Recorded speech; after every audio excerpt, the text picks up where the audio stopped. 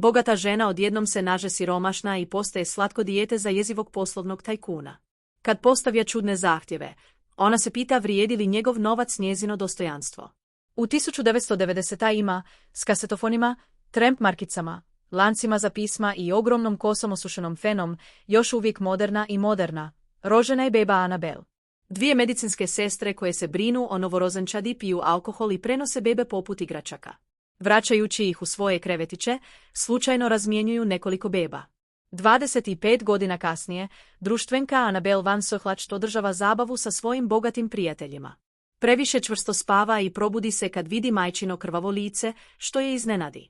Trixie Van Sohlacht objašnjava da je to rezultat njezine nedavne kozmetičke operacije na vampirima. Vešakči brine o vašem zdravlju i podsjeća vas na neuspjeli postupak koji ste imali kod drugog liječnika.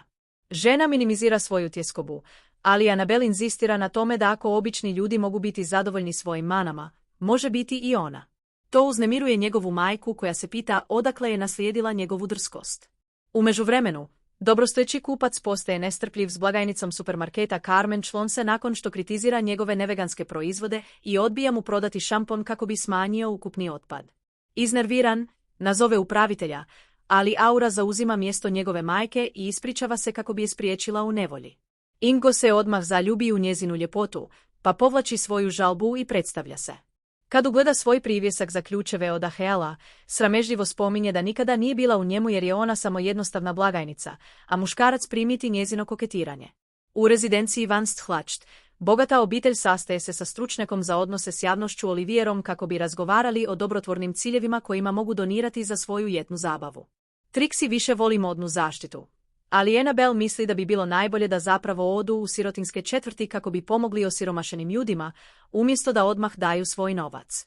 Njezina majka iznenada primi poziv i šokirana je neočekivanom viješću. Carmen također dobiva jednu i misli da je to šala, iako pozivatelja počinje shvaćati ozbiljno kad je pitaju o trenutnoj dobi njezine kćeri.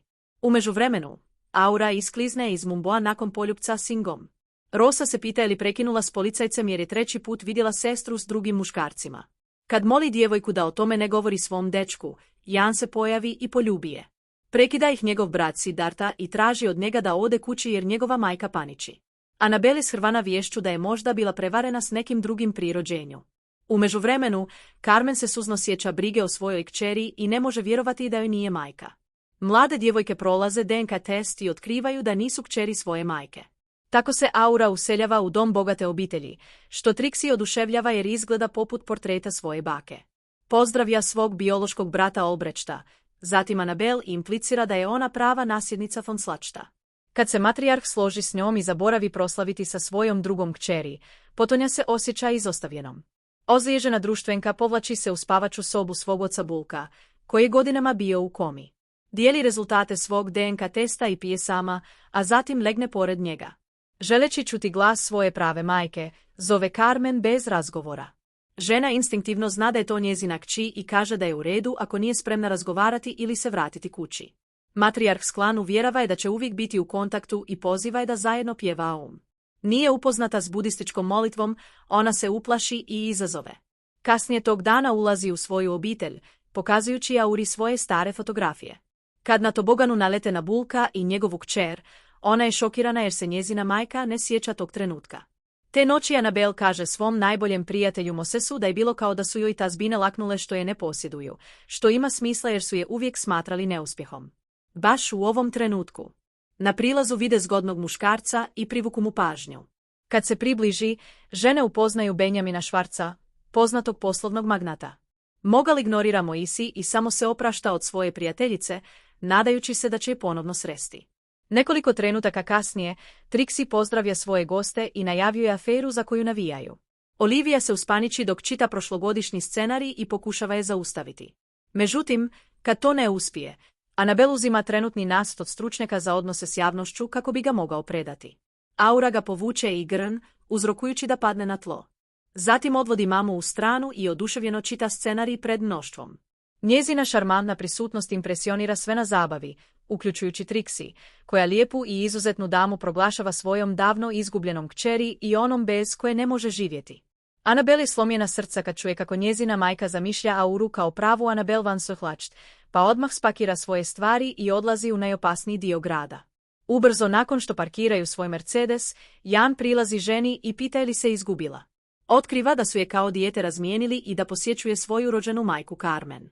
Policajac ne može vjerovati da je Anabel prava Aura, pa je otprati do kuće crijeva kako bi saznao istinu.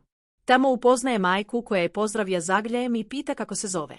Carmen ih poziva u svoje skromno prebivalište, gdje njezina kći upoznaje svoju braću Rasu i Cedartu, kao i stanara po imenu Hermo. Ian saznaje da Aura već živi sa svojom bogatom obitelji i ispričava se. U ovom trenutku Trixie zove društvenjaka i zahtjeva da se odmah vrati, ali ona odbija ići. Anabel tvrdi da je već kod kuće sa svojom pravom majkom koja, za razliku od nje, ne mari za novac. Kad matrijarh Van Sohlacht podrugljivo izjavi da ne može preživjeti bez svog bogatstva, ona prkosno odreže svoje kreditne kartice i najavi da će naći posao za uzdržavanje. Jutito kaže Trixie da je ostavi na miru kako bi mogla biti sa svojom slatkom i zabavnom obitelji i završava razgovor. Te noći pita Carmen tko joj je otac, ali ona ne zna njegov identitet. Nemirna društvenka sjedi u mraku razmišljajući o tome koliko joj se život promijenio preko noći. U međuvremenu, Aura skače na svoj luksuzni krevet, oduševljena što napokon može udobno živjeti. Sljedećeg jutra Carmen probudi svoju kćer odjevenu u krznenu životinju. To plaši i Anabel, koja ih zatekne kako organiziraju prosvjede u trgovini krznom koju ona i njezini prijatelji često posjećuju. U početku ih odbija pratiti, ali kad ugleda Jermota u uskom odijelu s utisnutim ljudskim mišićima, odluči ih odvesti na odredište. Nažalost, otkriva da joj kabriolet nedostaje na parkiralištu, što je zabrinjava jer je to bio posljednji poklon njezina oca. Anabel obavještava Ajena o incidentu, zajedno sa svojim izgubljenim vrećama, Alisterima. Zatražite registarsku tablicu ukradenog vozila. Ali ona nema pojma i samo ga naziva gospodinom. Norris kasnije se ispričava što traži posao i tvrdi da je intervjuirao velike tvrtke. Policajac zna da lažete kako biste zaštitili svoj ego i navodi agenciju za zapošljavanje u susjedstvu kao način da pomognete. Tog dana Anabel se prijavljuje za nekoliko slabo plaćenih poslova koji ili nude neplaćenu praksu ili je odbijaju, unatoč tome što je prekvalificirana. Na kraju se prvi put testira u tvrtki za zapošljavanje, gdje joj anketar nudi rakiju za smirivanje živaca. Nakon fotografiranja, ona odgovara na ženska pitanja, spominjući elitne fakultete koje je pohađala i kako ju je Eton izbacio jer je slučajno raznijela seoski bar.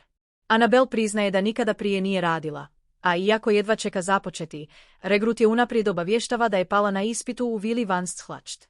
Aura ignorira pozive svog dečka i šalje mu poruku da je u nekoliko sekundi ostala bez riječi. Trixie mu uzbuženo pokazuje naslovnicu časopisa koja ih prikazuje kao njemačke anđele donatore, pa je poziva da proslavi njihov uspjeh odlaskom u kupovinu. Anabel nazove Ian i pita je li znala kamo je otišla njezina majka, pa ga otprati do trgovine krznom, gdje policija pokušava zaustaviti tekući prosvjed. Carmen je zapanjena kad vidi Auru u krznenom kaputu jer je odgojena za prava životinja. U međuvremenu, društvenjak se oblači u masku lisice kako bi ih špijunirao. U trgovini čujete prodavača kako pita za vašu odsutnost. Trixie otkriva da Anabel zapravo nije njezina kći i laknulo joj je što je pobjegla. Čovši to, žena baca kuglu boje u Aurin kaput i bježi da je ne uhvate. Kad Ian sazna tko je maskirani kriminalac, grdi je zbog miješanja. Trixie svjedoči uhićeni u Anabel i shvaća da je njezina kći čula njezine štetne komentare. U policijskoj postaji policajac obavještava društvenika da je trgovina odjećom tuži za 20.000 eura, a ako ne plati, oduzet će Carmeninu plaću i imovinu. U nastojanju da svoju obitelj dovede u siromaštvo, Anabel se jedne večeri susreće sa svojom kabalom u baru. Otkriva da je siromašna i moli ih da joj daju bilo kakav posao kako bi se mogla oporaviti. Nažalost, Moses ignorira njegove zahtjeve, a Minzi se ruga njegovoj jeftinoj košulji. U očaju traži Lili istu uslugu, ali žena skrene pogled i pretvara se da je nema. Dok odlazi, Ben joj prilazi i pita je li spremna raditi za njega, pa zahvalno prihvaća ponudu. Međutim, kad se sagne da je zagrli, muškarac je poljubi u vrat. Anabel je šokirana njegovim napretkom i počinje se brinuti zbog posla koji joj daje. Društvenjak se zatim vozi autobusom do rezidencije Van Sohlacht i ušuja se u Bolkovu sobu. Bolno se sjeća kako je njezin otac hvalio njezinu inteligenciju, vjerujući da može učiniti sve. Međutim, sada kada se bori kao odrasla osoba, sumnja da je to istina i drago joj što on nije tu da vidi njezine neuspjehe. Dolje Trixie otkriva da joj nedostaje Anabel i kako su je nedavni događaji rastužili. Aura je šokirana kad je neočekivano posjeti Ian, koji brzo shvati da je lagala o gubitku glasa. Smišlja izgovore da to izbjegne i pokušava ga smiriti zagrljajem. Ali njezin dečko, vidjevši kako se promijenila, povlači se i govori joj da nazove kad se stvari vrate kao i obično. U ovom trenutku čuju buku gore, pa idite gore i istražite. Policajac vidi Annabel kako ga moli da ne otkriva svoju prisutnost, pa najavljuje da je to samo otvoren prozor. Zajedno izlaze iz vile i druže se na vratima, gdje mu žena zahvaljuje što je nije izdao. Kad Ian primiti svoju djevojku na balkonu, počne koketirati s društvenkom i poljubi je, a ona mu uzvraća naklonost. Par slučajno uključuje senzore pokreta, zbog čega aura svjedoči njihovoj strastvenoj razmjeni. Annabel shvati da je muškarac koristi kako bi svog ljubavnika učinio ljubomornim i ošamari ga, iako mu na kraju pristane pomoći u zamjenu za odvoženje kući. Kupajući se sljedećeg jutra, brine se da neće moći dobiti posao kod Benjamina. Roz ga podsjeća da ne pije rakiju, a Carmen ga uvjerava da će biti dobro. Nakon što je povratila povjerenje u motivacijsko brbljanje svoje obitelji, Annabel se s oduševljenjem pojavljuje u Ameliji i zapošljava se nakon što se predstavila i prihvatila oskudnu plaću. Žena odmah počinje čistiti Benovo potkrovje i slučajno naleti na predmete koje koristi za intimnost. Dok se bori s plahtama, od iscrpljenosti zaspi u krevetu. Tajkun probudi Annabel da razgovara s njom o zabranjenom ormaru. Pita je smeta li joj njegova tajna, ali ona joj ne smeta i smatra normalnim da želi uživati u intimnosti. Njegova otvorenost tjera Benjamina da mu pruži drugu priliku i zamoli ga da se vrati sljedeći dan kako bi očistio prozore. Socijalist kasnije odlazi kući s autobusne stanice i nervira je ponavljajući rog automobila. Zatim pogleda obližnje parkiralište i shvati da je Ian pronašao gospodina Jotlo. Norris, čejust joj pada pri pogledu na policajca bez majice, ne može sakriti svoju privlačnost prema njemu. Dan provode vozeći se, jedući hranu za poneti i slikajući se kao pravi par. Baš kad se spremaju poljubiti na mostu, Ian iznenada dobiva obavijest o objavi svoje djevojke na društvenim mrežama. Budući da to pokazuje njezinu naklonost, odluče svratiti i učiniti je ljubomornom. Aura izražava nevjericu svojim djevojkama dok par ulazi u restoran i naručuje šampanjac. Nakon što se očito poljube, ona bijesno prilazi njihovom stolu. Na njihov užas, lažni partner djeluje ležerno tijekom sukoba. Pokušava se rugati Annabelajnoj želji za poslom i navodnim zarukama s Ianom, ali vidivši da im to ne smeta, uplaši se u rezidenciji Van Sthlacht. Trixie igra užar sa svojom djecom dok se pokušava povezati s njima. Međutim, njegovo se strpljenje iscrpljuje kad Albrecht usred igre primi važan poslovni poziv. Viče na sina i kćeri podsjeća ih da bi trebali provoditi vrijeme zajedno kao obitelj, ali sve što rade je da troše novac umjesto da priznaju majčine brige. Aura tvrdi da zaslužuje zabavu nakon što je cijeli život živjela u siromaštvu, a brat ih štiti. Te noći Trixie posjeti obitelj Sehlon i ponudi im gotovinu u zamjenu za Annabel, ali Carmen njoj kaže da ne može kupiti njihovu kćer. Mlada žena gleda je s gaženjem i odbija ponudu, rekavši da ima posao i da se može uzdržavati. Sljedećeg dana društvenjak kreće na posao i ozlijedi se kad sazna da su Ian i Aura ponovno zajedno. Pokušava sakriti svoje osjećaje. Ali policajac primjećuje njezinu nelagodu. U Benjaminovoj kući Annabel vidi latajs ruža na tlu i slijedi trag. Oduševljena je haljinom i poklonima koje čekaju u spavačoj sobi, a oduševljena je i Tifanijevim prstenom koji nosi. Navečer je vozač odvodi u Ljetnikovac kako bi se sastao s magnatom. Tamo otkriva da su njezine romantične geste poziv da postane njegova profesionalna djevojka. Dok se šali o svojim jedinstvenim potrebama, Ben je pita li je njegov buntovni stav do sada usrećio. Annabel shvaća da je ono što govori istina i ne odgovara na retoričko pitanje. Muškarac obećava da će se sve dogoditi uz njezin pristanak i da je spreman odvojiti vrijeme i biti strpljiv s njom. Zauzvrat ćete dobiti stan, mjesečnu naknadu od 20.000 eura i automobil koji želite. Iako je Annabel ponovno u iskušenju da živi u luksuzu, ona odbija njegovu ponudu. Benjamin se nada da će se predomisliti i u međuvremenu je potiče da to vidi kao poslovni dogovor. Ian provodi vrijeme sa svojom djevojkom i njezinim djevojkama u fuzijskom restoranu. Uzbuzen zbog promjene njezinog ponašanja otkako se obogatio, suočava se s njom zbog toga. Mozi se pita hoće li Era postati buntovnica poput Annabel, ali policajac dolazi u obranu društvene zajednice i kaže da je ona jedina u njihovoj grupi s osobnošću.